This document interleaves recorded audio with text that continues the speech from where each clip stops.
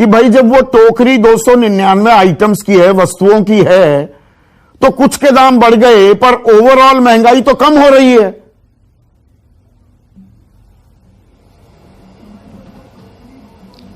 मैं पूरे सर्वसम्मान से भाजपा के प्रवक्ता को खुलेआम चुनौती देती हूं, एक माइक ले लीजिए और चले जाइए, 4 लोगों से बात कर लीजिए सड़क पर। अगर चारों में से एक आदमी ने भी कह दिया कि महंगाई घट गई है तो इस शो को करने का कोई मतलब ही नहीं है। जिस चीजों के दाम बढ़े हैं वो कैस्केडिंग इफेक्ट वाली चीजें हैं, चाहे वो पीएनजी हो, चाहे वो सीएनजी हो, चाहे वो डीजल हो, चाहे वो पेट्रोल हो, चाहे वो रसोई गैस हो, ये सब कैस्केडिंग इफेक्ट है। ये घरों के बजट बिगाड़ देती है चीजें। अब जो इलेक्ट्रिसिटी के साथ हो रहा है, कोल का आप तो कुछ ध्यान रख नहीं पाए थे, इलेक्ट्रिसिटी की दर देखिए कहां पहुंच रही है, कितना प्राइवेट कंपनी कमा रही है। गोपाल बाबू, जिस चीज का भी दाम बढ़ रहा है ना, उसका असर आम आदमी पर, उसकी कमर आम आदमी की तोड़ रहा है, वो अमीरों का कुछ नहीं कर रहा है, ये समझना जरूरी है। आप लब्बो-लबाब बात करते हैं, हम अर्थव्यवस्था ठीक कर रहे हैं, हम फलाना पैकेज ले आए। अरे भैया, फलाने पैकेज से किस आम आदमी का फायदा हुआ है? लोगों की नौकरियां गई हैं, वेतन घटे हैं। आपने एयर इंडिया की बात करी, मैं आपसे एक छोटा सा सवाल पूछती हूँ। 60,000 करोड़ से ऊपर का ऋण था, जो नई कंपनी आई 15,000 करोड़ का ऋण बोलने की, 46,000 करोड़ का ऋण आपने AIIHL गवर्नमेंट को ट्रांसफर कर दिया, जिसको फर्निश भी गवर्नमेंट करेगी।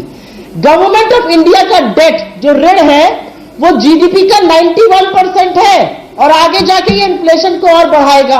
और जो रीडिंग इन्फ्लेशन की लो आई है, वो जो भी थोड़ी बहुत समझ रखता है इकोनॉमी की, वो जानता है ये बेस इफेक्ट पे लो आई है। ईयर ऑन ईयर पे वो लो हो गई है क्योंकि ये बेस इफेक्ट है।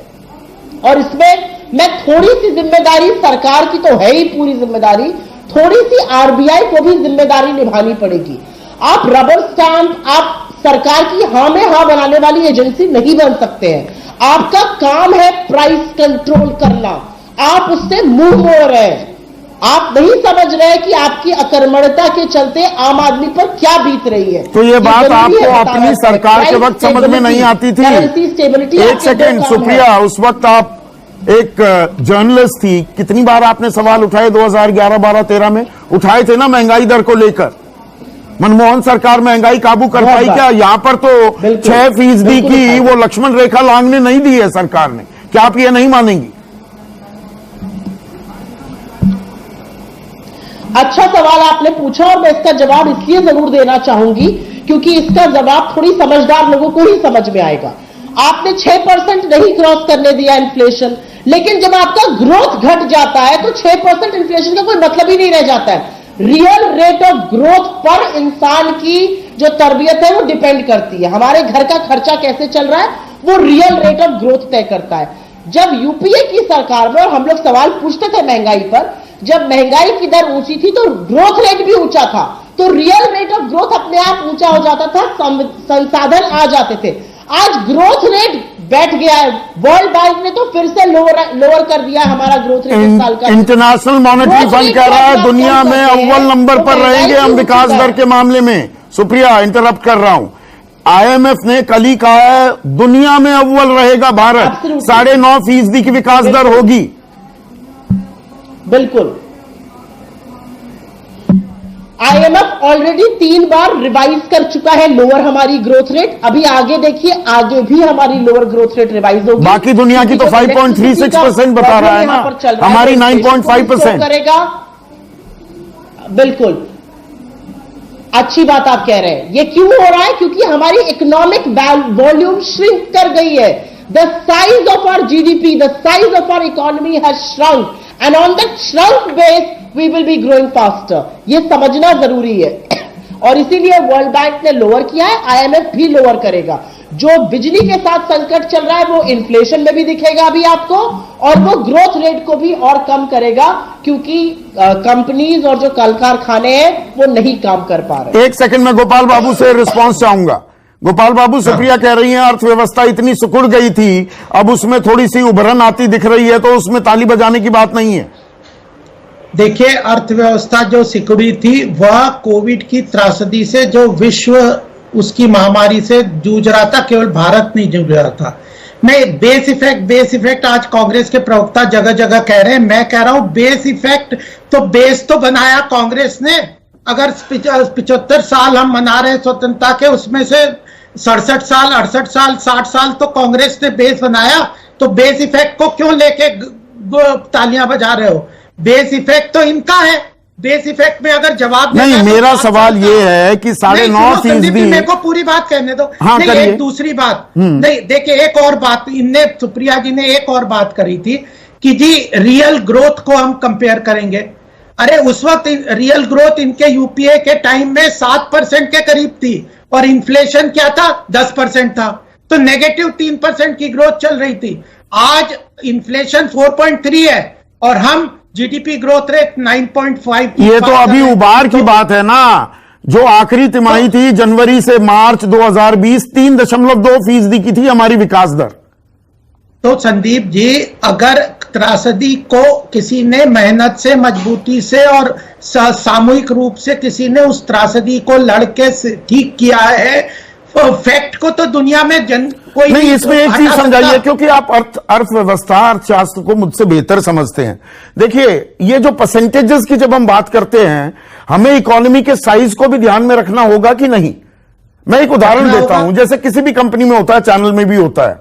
भाई हम तनख्वाहें बढ़ाते हैं तो संपादक क्या कहेगा?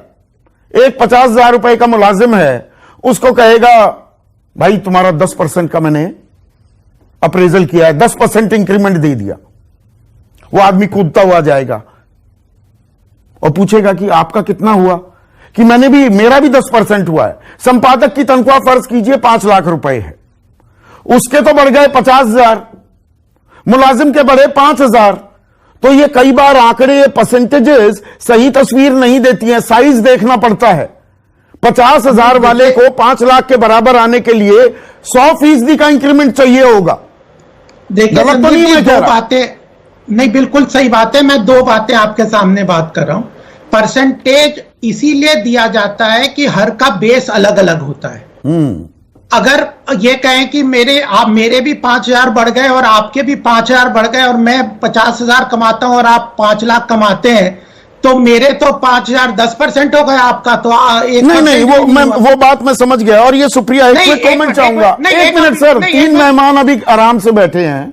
सुप्रिया, एक क्विक कमेंट चाहूंगा। ये साइज बहुत जरूरी हो जाता है। 5 गुना अर्थव्यवस्था है हमारे मुकाबले चीन की, तो हम ये कहें कि चीन 7% पे या 5 पे, हम 7 पर, उससे बात नहीं बनती है।